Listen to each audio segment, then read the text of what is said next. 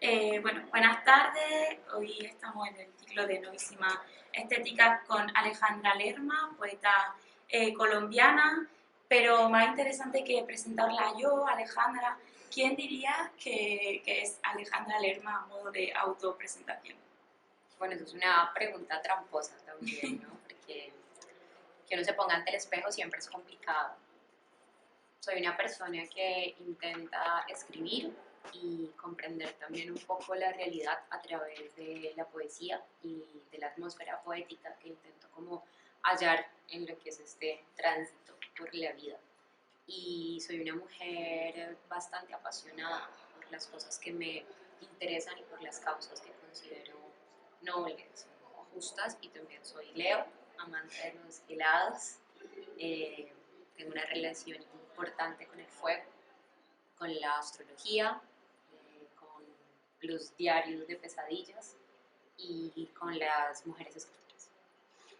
Una definición bastante completa nos has dado al final.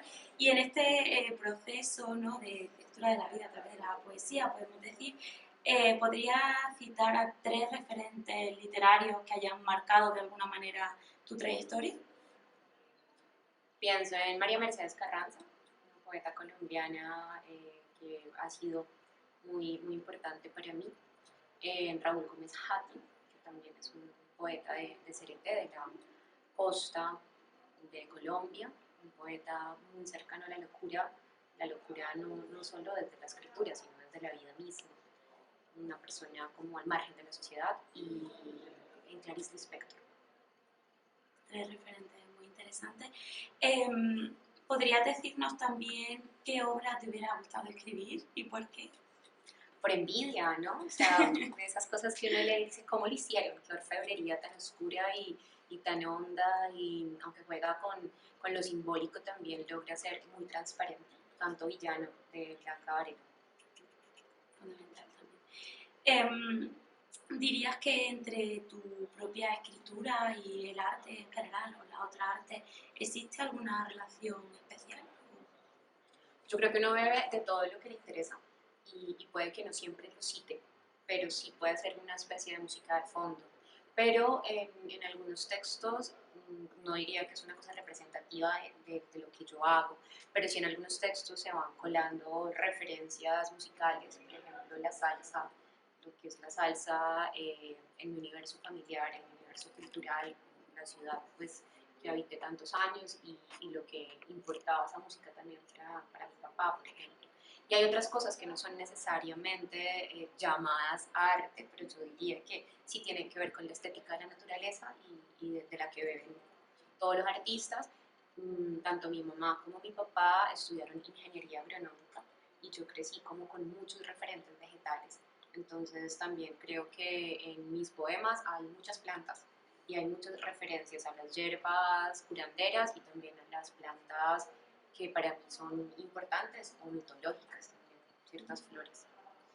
En relación justamente con ese imaginario, se están dando en la actualidad muchísimas etiquetas literarias, ¿no?, que tratan de categorizar esta poética. ¿Hay alguna etiqueta literaria así en general que odies? No sé si entiendo muy bien el término de etiqueta literaria, pero no, o sea, creo que hay asociaciones que me siguen molestando, más allá de que sean o no una etiqueta literaria, y una tiene que ver como con esa idea todavía divinizada o de medium, de quien escribe poesía, como si te lo estuviera dictando un ser de otra dimensión y como si no implicara también un trabajo de rigor, ¿no? Y eso hace que en muchos escenarios no se considere que quienes nos dedicamos al género poético realmente hagamos un trabajo. Y ahora que estás por España y que, si he entendido bien, vas a estar aquí un tiempo, ¿nos puedes contar un poco más de cómo ves la relación entre la literatura latinoamericana, en tu caso colombiana, y la literatura española en la actualidad? Bueno, yo estoy acá porque gané una beca, se llama Jóvenes Talentos, para cursar un máster en escritura creativa en la Universidad de Sevilla. Ya comencé las clases. Digamos que una de las cosas que estoy muy temprano todavía, ¿cierto? Solo 2 semanas, pero pues ya conozco el programa curricular que tendremos y no hay mujeres latinoamericanas, por ejemplo. y hay siempre una referencia que a mí me resulta muy curiosa, y es que siempre que hablan de nuestro territorio se refieren como Hispanoamérica, pero es que ahí también está Brasil, pero es que también están las Antillas, o sea, hay un montón de otros lugares que nunca son nombrados por la mayoría de los catedráticos que hay aquí, y eso me parece un poco desajustado y casi grosero, y creo que al menos lo poco que he podido percibir de lo que voy a hacer en la academia, pues no hay mucha relación, pero lo que sí veo son este tipo de escenarios de gente un poco más joven que sí se interesa por lo que está ocurriendo en las narrativas, en las poéticas actuales, se leen también los clásicos de allá, y creo que en Latinoamérica miramos mucho hacia acá, ¿no? Para bien y para mal, y de pronto estamos más enteradas y tenemos más referentes, pero cuando hablamos de los nuestros casi nadie sabe nada. Entonces hay mucho trabajo por hacer, pero eso también me parece bonito, porque es una invitación a que este tipo de conexiones se sigan estando. Efectivamente, hay mucho trabajo por hacer y bueno, justamente nos hablabas de la beca que has conseguido y del máster, ¿no?, de creación literaria y es cierto, ¿no?, que venimos asistiendo a una creciente profesionalización del oficio de escribir justo en este tipo de espacios y te quería preguntar ya para cerrar la entrevista si consideras que este tipo de espacios son instancias de legitimación clave en el siglo XXI, ¿no?, para la literatura que se está produciendo hoy. Sí, o sea, yo creo que son necesarios absolutamente y que tienen que seguir creciendo y enlazando muchas más voces, pero también pienso que siguen siendo escenarios que se quedan como con las invitaciones a la misma gente de la academia y a la misma gente de la escritura. Yo trabajé durante mucho tiempo en el Festival Internacional de Poesía de Cali, produciéndolo y colaborando con su directora, que es Betsimar Sepúlveda, una gran poeta venezolana. Y nosotras también pensábamos, bueno, la poesía para quiénes, y la poesía para qué, y la poesía nombrando qué cosas.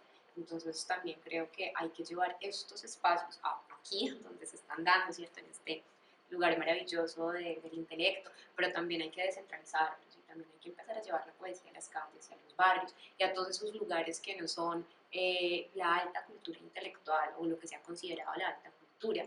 Y allí también hay que conversar con la gente, porque la poesía también vive en toda la pluralidad de los pueblos. Y ¿cómo ves tú tu posición, ¿no?, en este escenario, teniendo en cuenta que en cierto modo formas parte, ¿no?, de lo que estabas describiendo ahora mismo como este lugar del intelecto? No tanto, perdón. Técnicamente. ¿Cómo me veo? ¿Cómo ves tú tu posición, claro, en relación con estos lugares institucionales de los que de alguna forma tú participas y, y de los otros lugares a los que sería ideal, ¿no?, llevar la poesía? Yo creo que yo puedo ser juiciosa y transgresora también, y que esa transgresión tiene que ser no desde una rebeldía incoherente, impulsada solo por la rabia, sino también una necesidad de dislocar el establecimiento y de decir, bueno, o sea, es que esto no puede ser siempre para las vacas sagradas, es que también hay que conversar con otros mundos. Por ejemplo, concreto, en el Festival de Poesía nosotros trabajamos con unas niñas raperas del distrito de Agua Blanca, que es una zona marginalizada y empobrecida, que no es lo mismo que decir pobre, porque es así, y hay unas características sociales y de politiquería corrupta que hacen que sea así, no porque la gente se lo busque, que sea. Y hablar con estas chicas, todas menores de edad, que tienen una puesta en escena desde el rap, y hacen rima y hacen un montón de cantos urbanos, pero también se enlazan con lo poético, es una forma de restablecer también la dignidad creativa. Y creo que eso a veces me falta en la academia, ser más osada, tener la capacidad de incluir a otros seres que son igual o más valiosos. Pues con esta voluntad de transgresión nos quedamos. Muchísimas gracias por Ustedes. participar y por tu estancia en Granada.